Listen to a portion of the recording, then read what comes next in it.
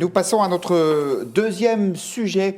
L'ancien ministre Les Républicains, Frédéric Lefebvre, rallié à La République En Marche, a déclenché une très forte polémique en demandant une commission d'enquête autour des relations qui unissent le Rassemblement national et Steve Bannon. Steve Bannon, c'est l'un des inspirateurs de l'idéologie Donald Trump, l'un des artisans de sa victoire aussi.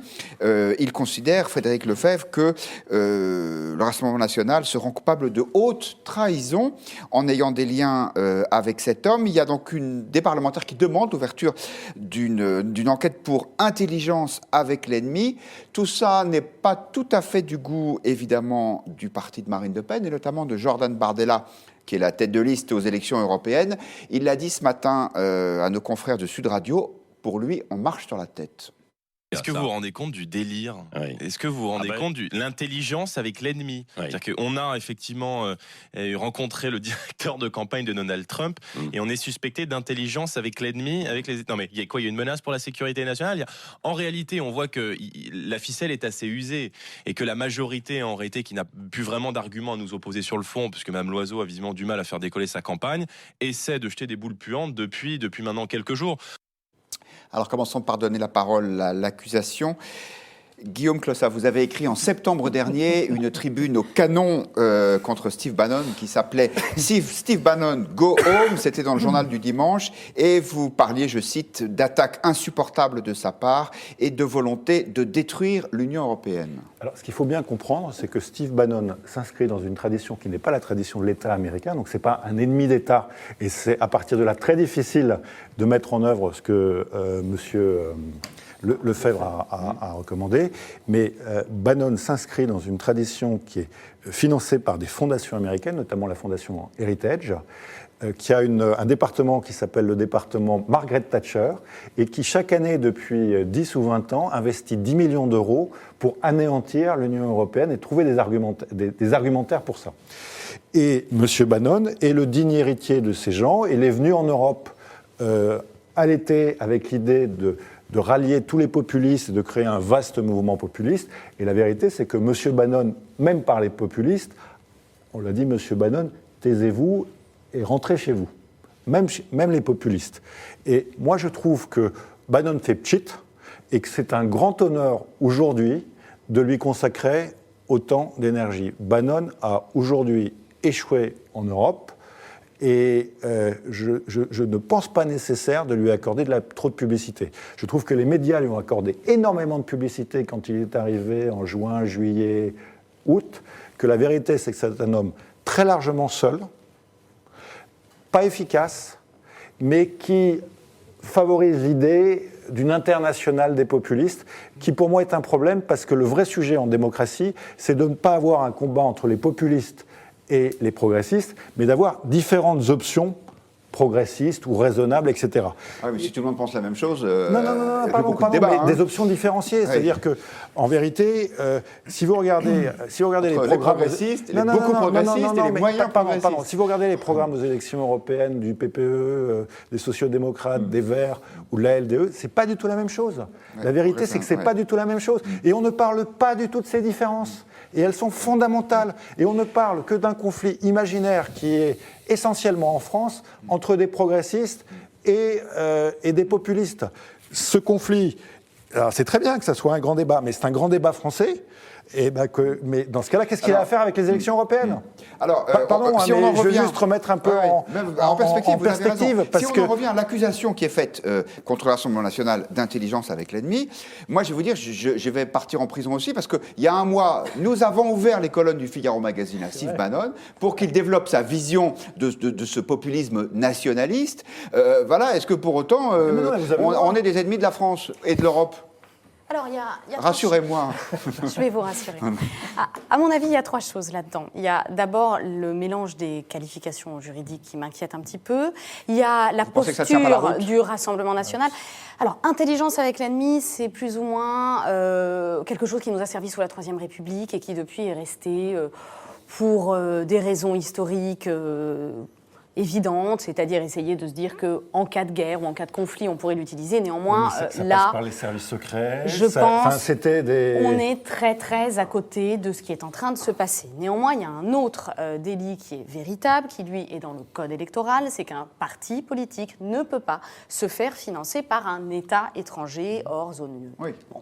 Alors, tant qu'il n'est pas avéré que Steve Bannon a financé la campagne des européennes du Rassemblement national, a priori, pour moi, on est complètement hors des clous.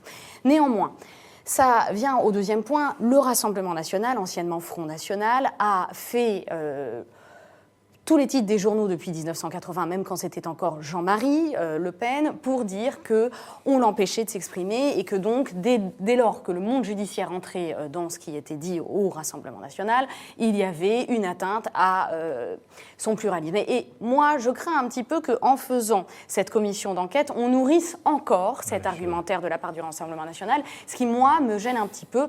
Néanmoins, je pense qu'il se ridiculise assez vite tout seul et que donc ça nous gagne un petit peu de temps. Sur le troisième point, c'est l'influence de Steve Bannon. Cette influence, vous avez raison, je pense qu'il est très seul. Il est très seul, mais à mon avis, il ne faut pas négliger le fait qu'il est important que nos parlementaires français mettent en lumière le fait qu'on devrait presque garder comme une doctrine de philosophie politique, on se mêle de ses affaires intérieures et on ne peut pas créer des mouvements aussi larges que le populisme européen qu'il veut essayer de créer hors de ses frontières, parce que tout d'abord on ne maîtrise pas la politique nationale de chacun de ces États, et je trouve que c'est une manière de renvoyer le Rassemblement national au fait qu'on se débrouille avec ses idéologies dans son État. Je vous livre le point de vue de nos internautes qui n'ont pas l'air trop inquiets, encore que 62% considèrent qu'il ne faut pas s'inquiéter des liens entre Steve Bannon et le Rassemblement national. Ça veut quand même dire qu'il y en a 38% qui pensent le contraire. Quelques commentaires, citoyens payeurs qui pensent, ça aussi ça provoquera peut-être le débat, que Le Pen et Bannon, c'est du même calibre que Macron et Merkel dans une précédente campagne. Ça veut dire une grande proximité. J'imagine, voilà, je me doutais bien que Guillaume Clossat allait réagir. Babino nous dit « Bannon est un stratège, il a joué un rôle crucial dans l'élection de Trump, il conseille le Rassemblement national, rien de plus. » Alors que Hayden estime au contraire que si Steve Bannon se rapproche du Rassemblement national, cela peut contribuer à déstabiliser l'Europe. Sébastien Potvin, votre point de vue? Alors, je pense qu'effectivement, il ne faut pas apporter trop d'importance à Steve Bannon. Mais derrière, c'est la question de la démarche. Bon. Des internationales, on en a connu. Bah oui, vous qui avez été socialiste. Bon. Et donc, pourquoi pas une internationale populiste pour certains, évidemment. Bon. Ce qui est certain, c'est qu'on voit qu'il y a une tentative de fédérer, je dirais, un national-conservatisme et qu'effectivement, Steve Bannon tente quelque chose. En France, on voit aussi, par exemple, que Marion Maréchal tente de fédérer une famille, qui n'est pas exactement celle, d'ailleurs, du RN, qui est beaucoup plus conservatrice.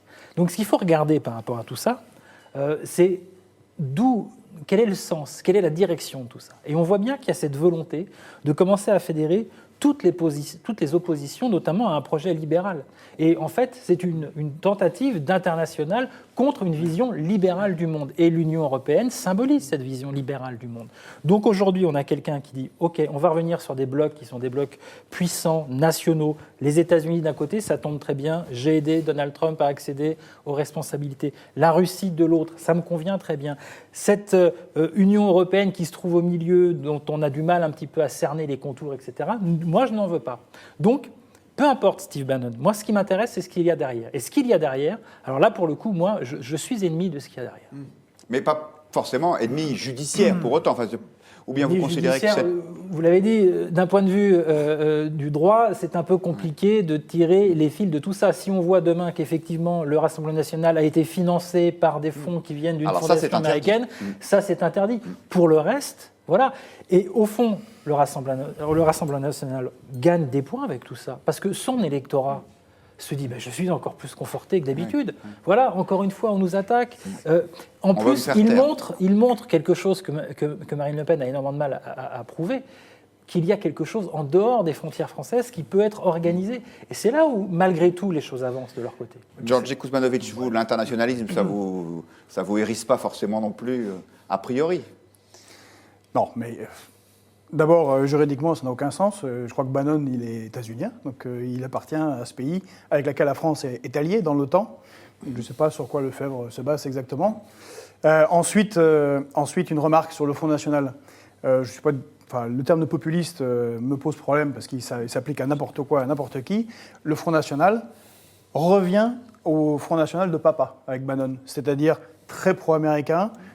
C'est la tendance de Marion Maréchal, qui fait la même chose, qui est allée là-bas, qui a rencontré Bannon, elle aussi, avant sa tante, et qui devient très, très ultra-libéral, c'est-à-dire l'ancien Front National. Bannon, quand même, comme vous l'avez dit, défend les thèses de Thatcher et de Reagan. Mais est-ce qu'il est qui sont pour la destruction de l'État et des services publics. Ce en quoi elle s'est illustrée. C'est pas très populiste, si le populisme, c'est la défense du peuple. Et c'est ce que fait Macron.